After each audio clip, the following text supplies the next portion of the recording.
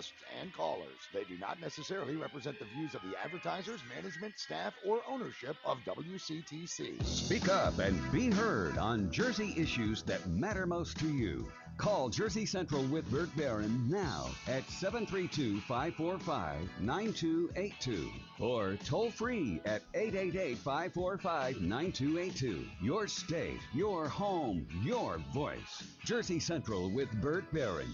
That's a lovely accent you have. New Jersey? On the new Talk Radio 1450 WCTC. It is 7:09. Welcome to hour number 2 of Jersey Central here on the new Talk Radio 1450 WCTC, the voice of Central Jersey. It's Bert Barron. Good morning to you. We have our first contest of the day coming up a little bit later on in this hour. I've got your chance to win a pair of tickets to see The Runner Stumbles at the Bickford Theater in Morristown. And also joining me a little bit later on in this 7 o'clock hour, we're going to talk to four-time Olympian, one of the greatest athletes from the state of New Jersey. Joetta Clark-Diggs will join me. We're going to talk about a special event that WCTC is doing with her and her siblings coming up in March in Jersey City. We'll give you all the information on that. Let's go right to the Raritan Bay Medical Center Jersey Newsmaker Hotline. Welcome in New York Times bestselling author and my go-to guy for all things Christie. And, of course, you get to hear him every Friday afternoon right here on WCTC with the Tommy G Show. Bob Ingle is with us here today. Good morning, Bob. How you doing? Good morning. Yes, well, it's a little early, but I'm here. All right. Thank you so much for the last-minute booking. I really appreciate you making yourself available. But no surprise, really, to me, and maybe not to the people of Jersey either, Bob, that the governor kind of hung up the cleats yesterday and mailed it in. Was no surprise to you either, right? No, we knew that if he made it to South Carolina, that would be the last hurrah. And some of us thought he probably wouldn't make it to South Carolina. The issue was, if you remember, on the night of the primary, he didn't want to say anything right away. He wanted to wait for the final results. The issue was, if he had come in fifth instead of sixth, he would have qualified for the next debate, which is Saturday.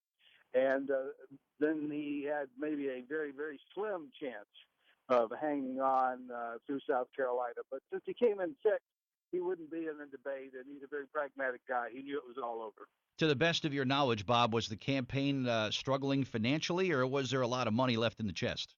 No, he went into January with about $1 million, which sounds like a lot to me and you and most of the people listening to us. But it really isn't in a campaign like this with the super PACs and all of that going on.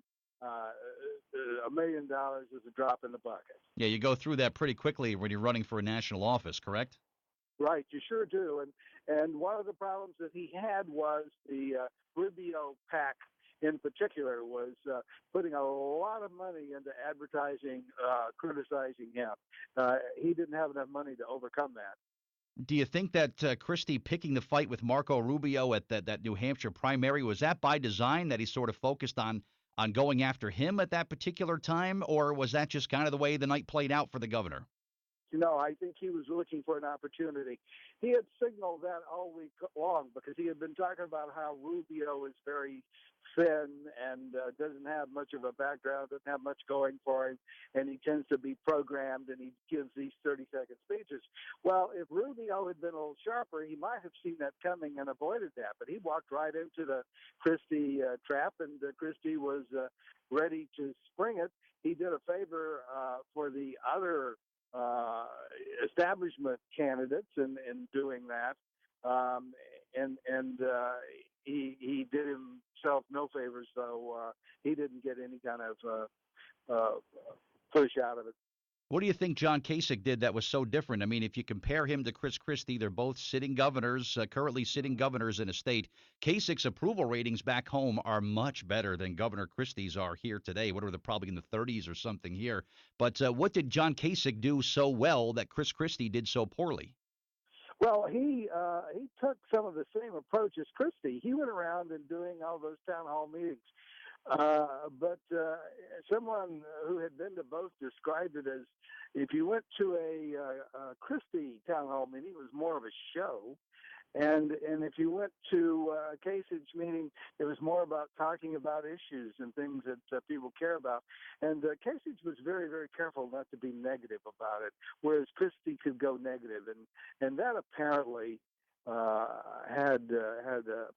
influence on the audience who had seen both of them. Yeah, talking with Bob Ingle this morning, New York Times best-selling author, and of course, every Friday at 5 o'clock hour, he's on with Tommy G here on WCTC, just talking about Christie and Jersey and all things that are happening. But where do we go from here, Bob? I had mentioned in the last hour, I would like to see the governor, get back in the motorcade and get back to the town halls and hear from the people of New Jersey who he's kind of turned his back on for the last several months. Do you see him maybe getting back and getting to the town halls and getting back to reconnecting with the people, or he's just going to hide in the office until next November? What do you think is going to happen next? Well, that's a decision he has to make, of course. His legacy right now, if he left office tomorrow, would be, up there with John Corzine. Not a very good governor, not somebody that we would like to have as governor again. He can go in one of two directions. He can work on leaving New Jersey with a legacy that anybody could be proud of, or he can start talking to Jeb Bush and Kasich and see if he can work out a deal where he supports them.